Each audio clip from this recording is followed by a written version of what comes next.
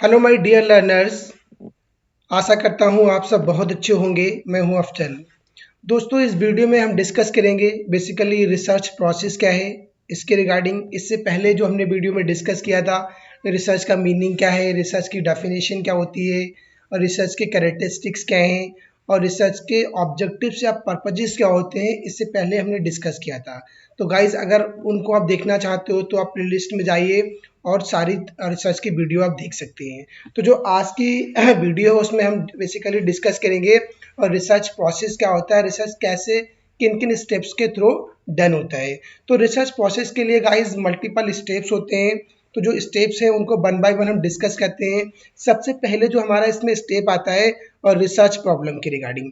सबसे पहले आप आइडेंटिफाइंग द रिसर्च प्रॉब्लम। अगर आप रिसर्च करने जा रहे हो, कोई रिसर्चर हो, आप किसी टॉपिक पे रिसर्च कर रहे हो, तो सबसे पहले जो आपकी प्रॉब्लम है उसको आपको फाइंड आउट करना पड़ेगा।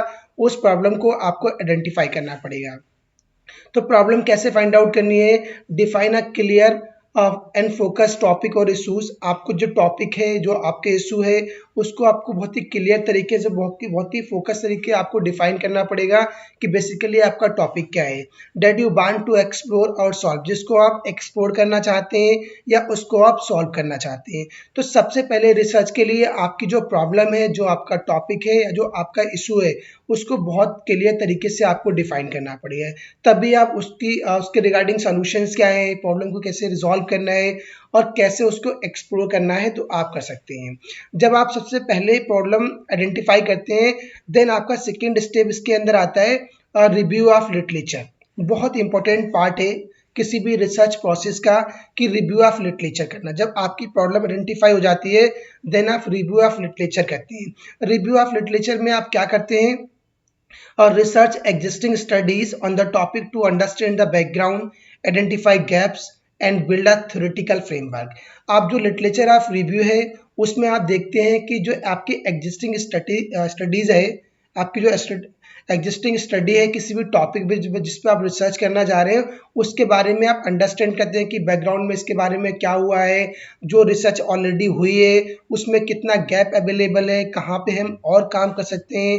तो जो पूरा जो आपका लिटरेचर रिव्यू है, जो आपका एलआर है, तो वो आपको ये बताता है आपके टॉपिक के रिगार्डिंग कि कितने गैप्स अवेलेबल हैं इसमें, कहाँ पे अभी काम करना हो, कितना काम ऑलरेडी हो चुका है। ठीक है, आप जो जितने आप जो मैक्सिमम लिटरेचर आप रिव्यू पढ़ोगे, तो आपके टॉपिक के रिगार्डिंग आपको ये अंडरस्टैंडिंग हो जाएगी कि बेसिकली आपके टॉपिक में क्या रिक्वायरमेंट है। तो आपके टॉपिक के रिगार्डिंग सॉरी, एक थ्योरेटिकल फ्रेमवर्क आपका बिल्डअप हो जाएगा। तो किसी भी रिसर्च प्रोसेस का गाइस जो लिटरेचर रिव्यू है बहुत इंपॉर्टेंट स्टेप होता है।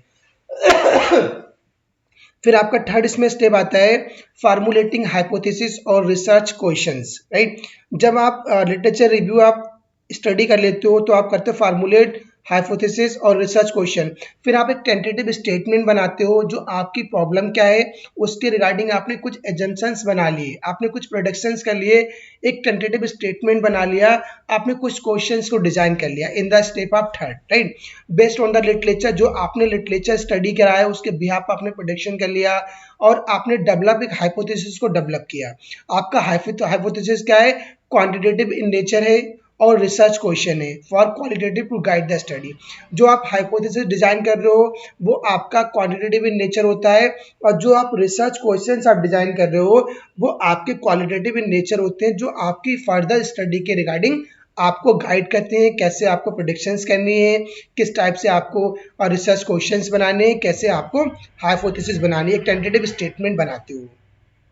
हाइपोथेसिस फॉर्मुलेट करने के बाद आपका जो फोर्थ स्टेप आता है बेसिकली वो आपका रिसर्च डिजाइन है और आपकी मेथोडोलॉजी क्या है। और रिसर्च डिजाइन क्या होता है कि बेसिकली आप एक ब्लूप्रिंट बनाते हो, ठीक, पूरा एक फ्रेमवर्क बनाते हो कि आपको रिसर्च कैसे करनी है, आपके टूल्स क्या रहेंगे, आपके मेथड्स क्या रहेंगे। राइट, आपके किसके थ्रू आप डेटा कलेक्ट करोगे, आपकी डिजाइन क्या रहेगी, कौन सी आप सैम्पलिंग टेक्निक यूज करोगे, और जो आपने डेटा कलेक्शन किया है, मे बी आपके सर्वे के थ्रू, मे बी आपके जो एक्सपेरिमेंट है उसके थ्रू, जो केस स्टडीज हो गए, जो आपके पर्सनल ऑब्जर्वेशंस हो गए, इनके थ्रू आप जो डेटा कलेक्शन करते हो, फिर उस डेटा को कैसे आपको एनालिसिस करना है, किन किन टूल्स का आपको यूज करना है, वो पूरा आप किस में करोगे, रिसर्च डिजाइन के अंदर, तो रिसर्च मेथोडोलॉजी के अंदर बनाते हो। ठीक है, इसके बाद आपका नेक्स्ट स्टेप गाइस आता है डेटा कलेक्शन।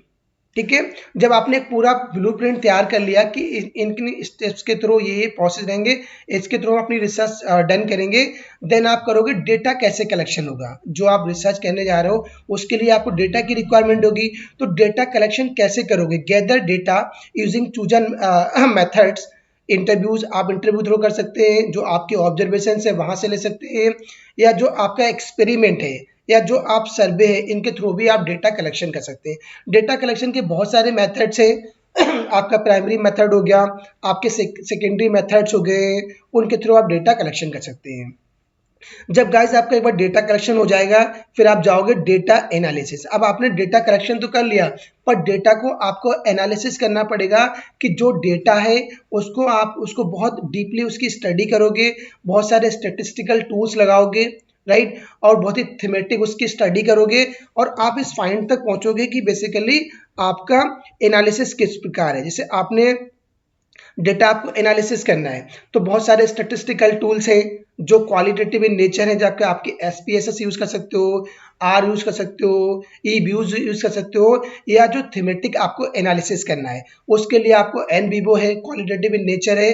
तो वहां से आप जब एनालिसिस करोगे तो वहां से एक मीनिंगफुल पैटर्न आपका निकल के आएगा, मीनिंगफुल आपका ट्रेंड निकल के आएगा कि बेसिकली ये आपका एक ट्रेंडिंग निकल के आ रहा है, ये आपका एक रिजल्ट्स निकल के आ रहे हैं। ठीक है, उसके बाद आपने जब डेटा एनालिसिस कर लिया, देन आप करोगे कि इंटरप्रिटेशन ऑफ रिजल्ट्स। जो आपका डेटा एनालिसिस करने के बाद जो आपके रिजल्ट्स निकल के आ रहे हैं, उनका आप इंटरप्रिटेशन करोगे कि आपका रिजल्ट्स कैसा है, right. Understanding and explain the significance of findings in relation to your research questions और हाइपोथेसिस। अब जो आपने रिसर्च क्वेश्चंस आपने बिल्ड करे थे, ठीक है, या जो आपने हाइपोथेसिस बनाया था, उसके रिलेशन में जो आपकी फाइंडिंग्स निकल के आ रही हैं, उनके सिग्निफिकेंस को आप क्या कर रहे हो, एक्सप्लेन कर रहे हो, उनके सिग्निफिकेंस को आप अंडरस्टैंड कर रहे हो with the help of interpretation of results. जब आप रिजल्ट्स को इंटरप्रेट करोगे तो आपको ये पता लगेगा कि जो आपकी फाइंडिंग्स हैं, आपके रिसर्च क्वेश्चंस के रिगार्डिंग, आपकी जो हाइपोथेसिस आपने डिजाइन किया है उसके रिगार्डिंग आपका अंडरस्टैंडिंग क्या है, आपका एक्सप्लेन क्या है। ठीक है, इसके बाद गाइस आपका नेक्स्ट स्टेप आता है कंक्लूजन एंड रिकमेंडेशंस। जब आपने रिजल्ट को पूरा इंटरप्रेट कर लिया, आपने अंडरस्टैंडिंग आपको रिजल्ट की रिगार्डिंग हो गई, फिर आप एक कंक्लूजन तक पहुंचोगे कि बेसिकली आपका रिसर्च का कंक्लूजन ये रहेगा, और आप रिकमेंडेशंस प्रोवाइड कराओगे। कंक्लूजन में क्या करोगे, समराइज द फाइंडिंग्स, जो आपकी फाइंडिंग्स है उनको समराइज कर रहे हो, और पर्पस, रिकमेंडेशंस और directions for the future research based on the results.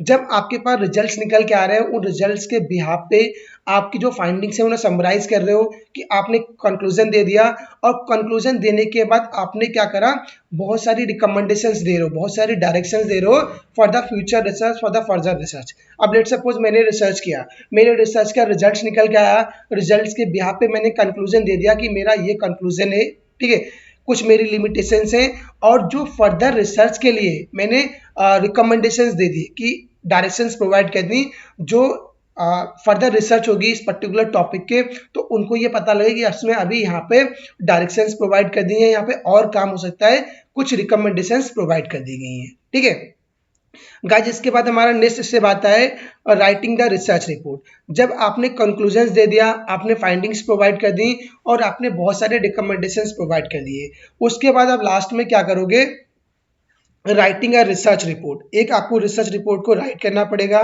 On the behalf of your research. जैसे जितना भी आपने काम किया है, आपकी रिसर्च प्रॉब्लम क्या थी, डेटा एनालिसिस क्या था, कलेक्शन क्या था, इंटरप्रिटेशन ऑफ रिजल्ट्स क्या थे, आपने हाइपोथेसिस क्या बनाया, ठीक है, आपने रिसर्च मेथोडोलॉजी में क्या यूज़ करा, उनके बिहाफ पे क्या कर रहे हो, अपनी रिसर्च रिपोर्ट प्रोवाइड कर रहे हो, यानी समरी प्रोवाइड कर रहे हो in the form of documents the entire research process. आप एक रिसर्च प्रोसेस, जो आपकी इंटायर रिसर्च प्रोसेस है, उसके बिहाफ पे डॉक्यूमेंट्स रेडी कर रहे हो फ्रॉम प्रॉब्लम आइडेंटिफिकेशन, जो आपकी प्रॉब्लम जहां से आपने आइडेंटिफाई किया था, टू द कंक्लूजन, यानी कंक्लूजन तक इन अ स्ट्रक्चर्ड फॉर्मेट। एक स्ट्रक्चर्ड फॉर्मेट में आप डॉक्यूमेंट्स बनाते हो आपकी इंटायर रिसर्च प्रोसेस के रिगार्डिंग, जहां से आपने प्रॉब्लम को आइडेंटिफाई किया था, आपने प्रॉब्लम को फाइंड आउट किया था, और जो आपने फाइनली जो लास्ट स्टेप था आपका कंक्लूजन्स का और रिकमेंडेशन, उसके बिहाफ पे एक रिसर्च रिपोर्ट तैयार करते हो आप, ठीक है।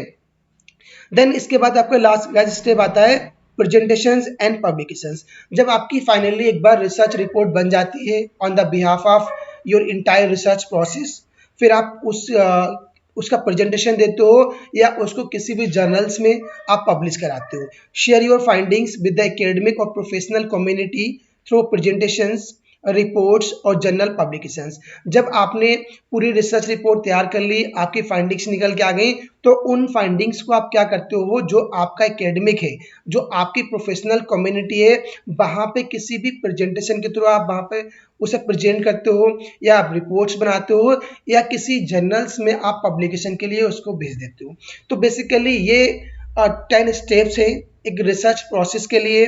तो इन स्टेप्स के थ्रू आप वन बाय वन रिसर्च करते हो और फाइनली अपने प्रेजेंटेशन और अपनी पब्लिकेशंस तक पहुंचते हो। तो ये बेसिकली टॉपिक था हमारा, रिसर्च प्रोसेस क्या होता है। तो गाइज, अगर आपको ये वीडियो अच्छी लगी हो, अगर आपके लिए हेल्पफुल है, तो वीडियो को लाइक करिए, ज़्यादा से ज़्यादा शेयर करिए। अगर चैनल पे नए हैं गाइज, तो चैनल को सब्सक्राइब करिए।